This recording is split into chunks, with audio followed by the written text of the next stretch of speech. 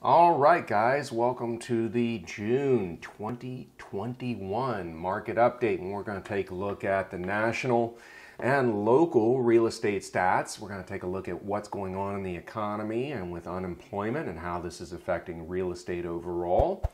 And we're going to take a good look at mortgage rates in this episode. Let's not belabor the point. I know it's been since March since I put one out, and I got busy with sales, which is a great thing. I just didn't have time to put one together. It just got overwhelmed. So we're going to kind of cover a lot of ground in this one to catch up. And the new format is you should see this closer to the beginning of the month rather than the middle of the month going forward. So should be good.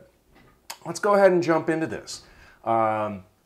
Google reported last week that the search question, when is the housing market going to crash, spiked 2,450% in the past month. Now, I will bet that that question has probably been replaced with, how high will AMC go? I hope you're in it. But what this tells us is that everyone has this sentiment that the market is getting overheated, that it's a bubble, that something's going to happen to cause it to crash. This is really not what is going on in the underbelly of the housing market right now. What we are actually seeing is that single-family housing units and construction is about half of what it's been over previous decades. This is from 2010 through 2019. Just the number of housing starts and completions is about half what it was during the 2000s. So that says a lot, especially when you look at history over the past history, and where it fluctuates between around 11 to 10 million units. This is 6.5. That's really, really low. Well, what's happening is that this is fueling a massive decrease in the amount of listings available. We're still at historic lows and grinding on the bottom. And this is just partly due to the lack of inventory, and we've seen a surge in pricing at the same time. And it's just supply and demand. And this next slide, inventory levels, I mean, you get this right away when we look at this, and we see that in 2020, the number of the amount of inventory that's available on the market is about half in the current months. And this is a monthly chart from December, January, February, March. It's about half. That's not good. And so what this breeds is this is supply and demand economics. When you have low supply and high demand, you have prices increase. It's pretty basic economics. What does all this boil down to? This is not a bubble. It is simply a lack of supply. And this is Lawrence Yun, Chief Economist at National Association of Realtors. I've been saying this for a while. We've been in a supply crunch. We have not really had any significant inventory introduced into the market. And as the demand for single-family houses and having that open space during COVID increased, it was exacerbated by the fact that some people didn't want to move, some people didn't want to sell, some people wouldn't sell, and some people tried to sell and couldn't find a replacement property, so they kept what they had. Pretty straightforward. Let's talk about buyer demand. I mean, we already intonated that buyer demand is going through the roof. And this is going to continue, and we can see by the different sectors of the U.S. how much more activity there is over the previous year. While when we're comparing it year over year, and this time last year, traffic was pretty heavy, but not as heavy as it is right now. It's substantially more for buyers. And you can see the areas like we're in California in the West, 131% increase. Well, that's not hard to beat since we stay locked down here in the West. But you compare that to the South, it's still a 9% increase over last year, in which they were open. We weren't. So that says a lot. Let's talk about interest rates. Now, interest rates have been bouncing along at some really historic lows. This is partly due to the easing that and the accommodativeness that the Fed has been supplying into the market to try and keep things going while we went through this crisis. Started in last year in March. They were very accommodative and they made sure that the market had enough liquidity going through it to keep it going. But there's still, we have seen some low interest rates. But what happened here? Right after the election and the inauguration, we just saw interest rates starting to rise. Well, this is largely due to massive printing presses that have been going on. Economic principle number 9, when the government prints too much money, prices rise. And so bond prices and interest rates are inverse, right? So if the value of the price of the bond goes down because more dollars have been printed, that means that the traders are going to adjust what the expected price is down, and that forces interest rates to rise. We're going to go into this a little bit more. I am going to do a TNT on inflation, and as soon as it is, I will post a link right here and make sure that people have access to this, because it's very important understanding this concept. When the government prints too much money, prices rise. And they're planning on printing a lot more this year. That's called inflation. Can't put it any other way.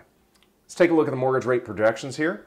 We are seeing some healthy mortgage rates increases. This is not necessarily a bad thing. This will help to mitigate some of the price increases in some of the people in the market, some modestly. But this is general demand for better return on risk. Interest rates is a measure of risk. How much risk are you putting into the portfolio, into what it is that you're asking for? So we can see Freddie Mac. Let's just look at the Q4 numbers. This would be 3.4, 3.4, 3.7, 3.4. All four of them are calling for 3.5% by the end of the year.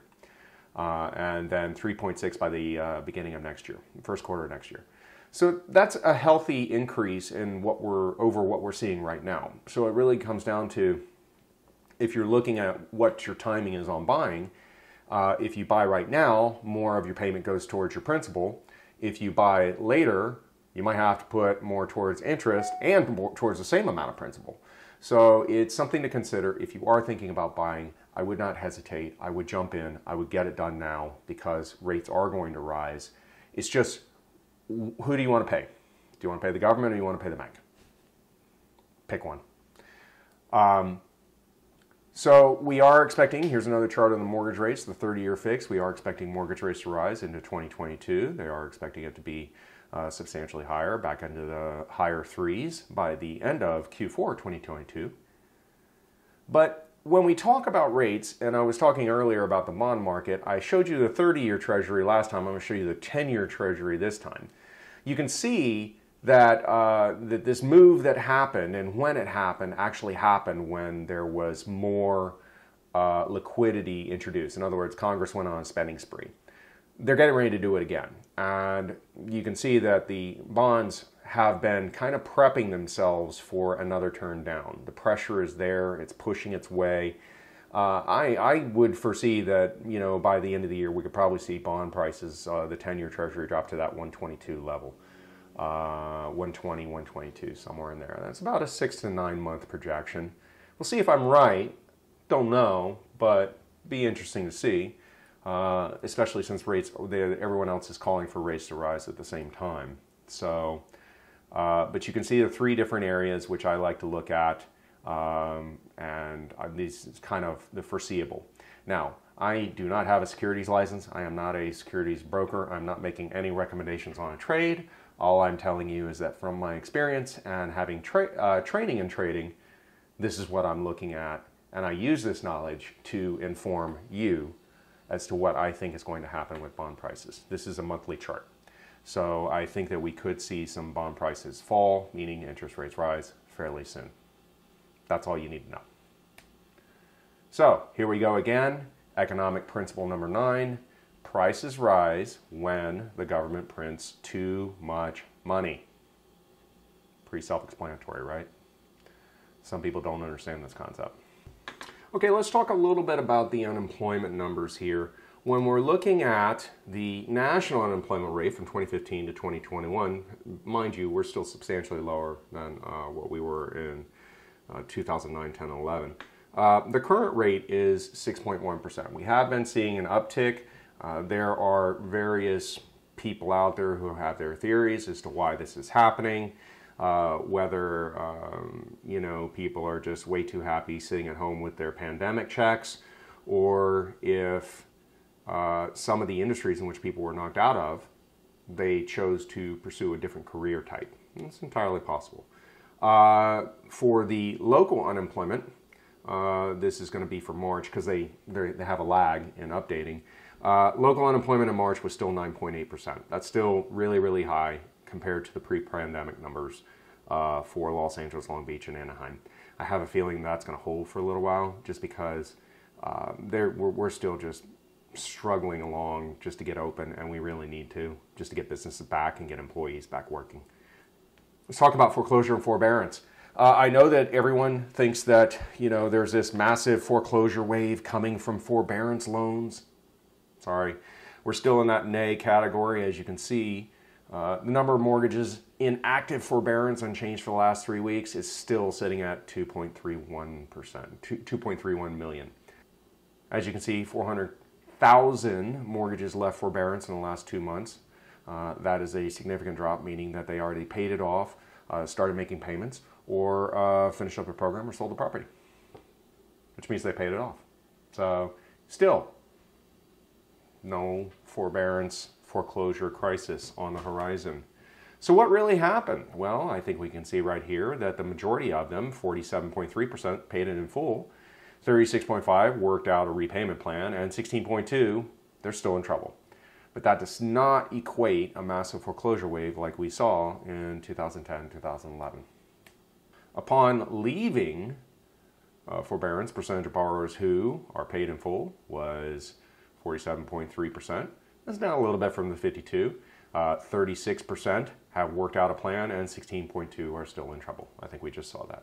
Home price appreciation. Well, now, this is a shocker, I know, for many of you. The 2020 final house appreciation numbers, according to Federal House Finance Agency House Price Index, that was around 10%.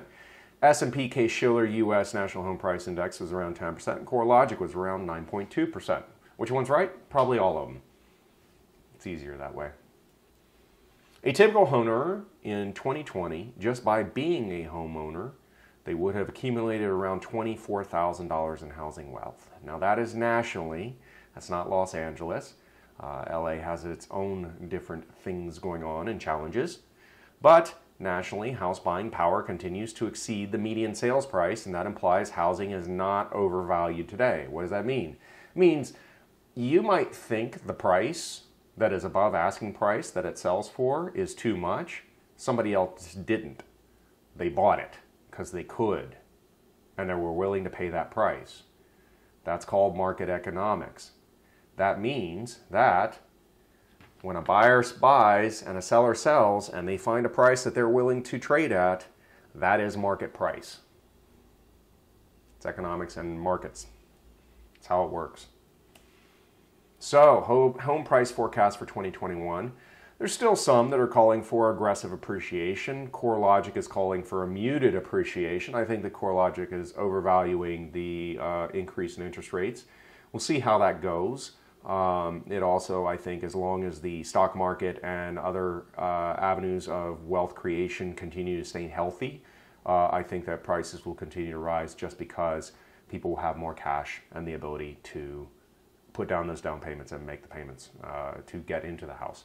But overall, the affordability is still very good for the interest rate that people are paying versus the price. The annual home price appreciation we have seen in the leading up to the Great Recession, it was around 10.3%. Our average still over the previous 4 years is 6.3%. Yes, this past year we did see a 9.2 increase in home value. Bear in mind, I'm going to take a guess. I don't know for sure on these statistics, but I'm going to guess that this single family houses that became an extremely highly desirable asset class to own. So if you look at condos or something else, you may not see the same appreciation numbers that we're seeing right here. I do believe these are single family numbers. How did it change in 2020, year over year, change in price? Well, we can see that in the Pacific Coast, it was 11.6%. In the Mountain Standard Time, it was 13.3%. In the West, North Central, 9.7%. West South Central, 8.6%. 10.9% in the East South Central. South Atlantic, 10.7%. New England, 12.6%. 10.9% in the Middle Atlantic. 10.7% in the East North Central. That balances out to a 10.8% average across the United States. And you can see how it got dissected. Year over year change in price in 2005. This is leading right up to the Great Recession. It's totally different numbers. You can see that we're closer to 13% nationally, with peaks in the South Atlantic, Pacific, and Mountain close and around 18%. Totally different ball game.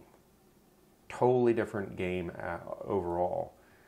Having remembered that, we're not in that situation. Not yet.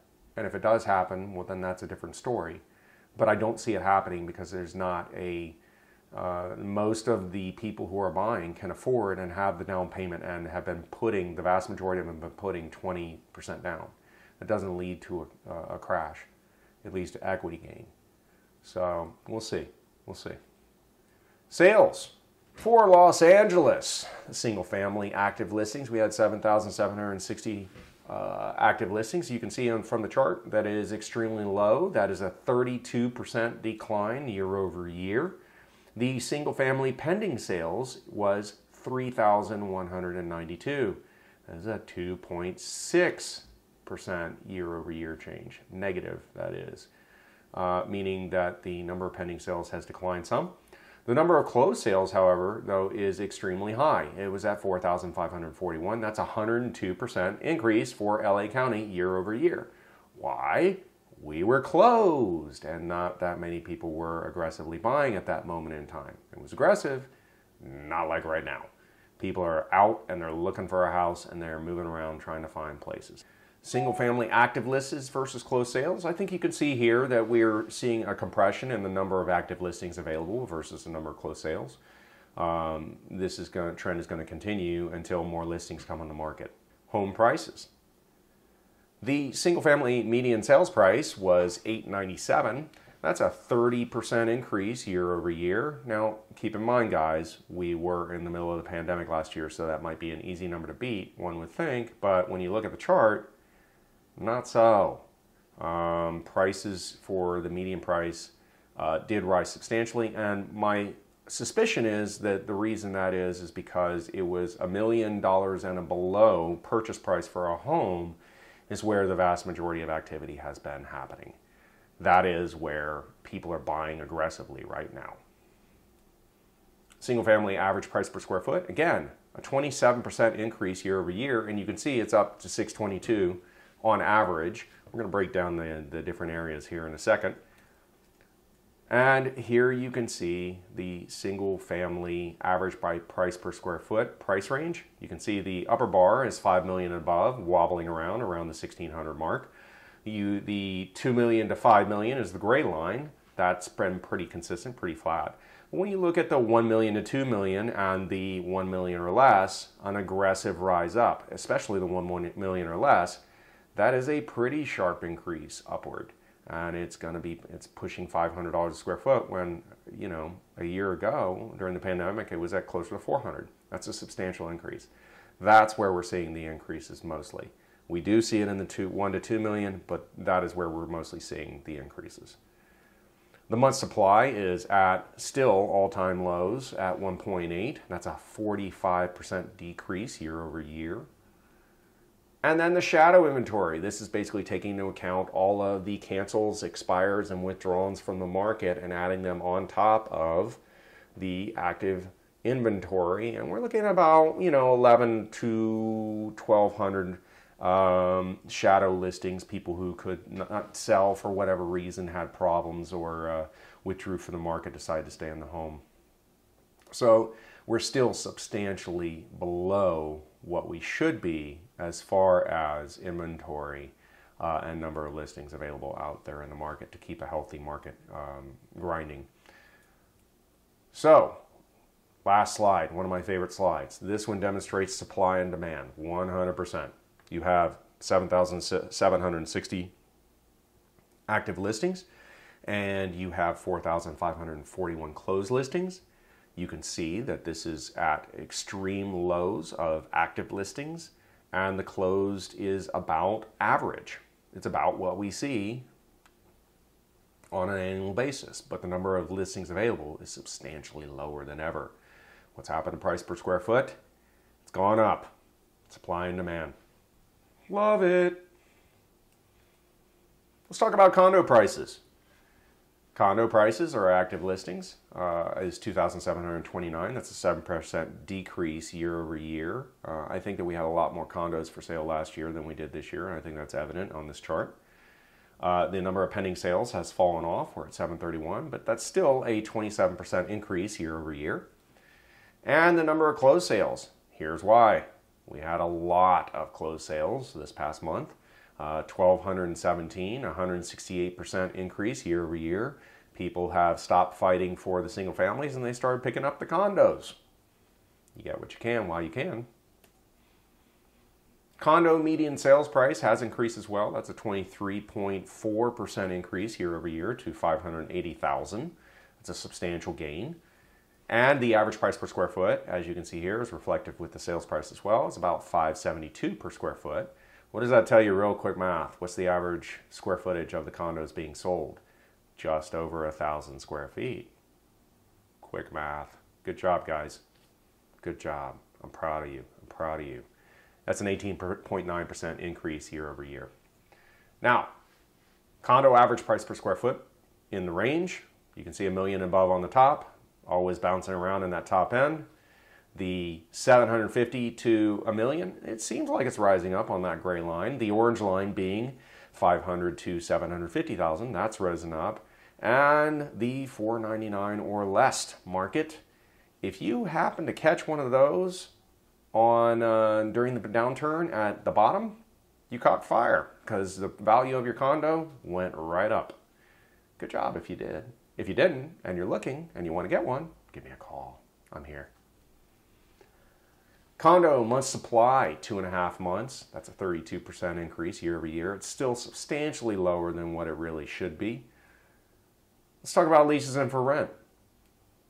Now, this is a little experiment that I did at the beginning of the pandemic. I wanted to see how much inventory was created from the apartment and rental markets. This includes single-family homes, apartments, condos, townhomes, all of it. It's all in here. So the number of units for lease, I have not looked at this in a couple months since March, but we can see that a lot of inventory has been absorbed. Now, mind you, this is the beginning of the month. In the middle of the month is usually when the turnover happens, and so we may see an increase in inventory, but this is still substantially less than what it was previously when we looked at this. In fact, a few months ago, it was over 40,000. So that's a substantial drop back at the beginning of the year. Listen, this is your June market update. I hope that you found the information useful. If you decide that you want to reach out or you want to talk about your specific situation, please feel free to do so. And I look forward to seeing you. Don't forget to like, subscribe, and follow. And at the same time, do check out some of the other content. I do like posting stuff, from my travels and getting out there and checking out the city as well as other parts of the country. And the TNT, the tips and tricks, is great as well. We'll see you next time.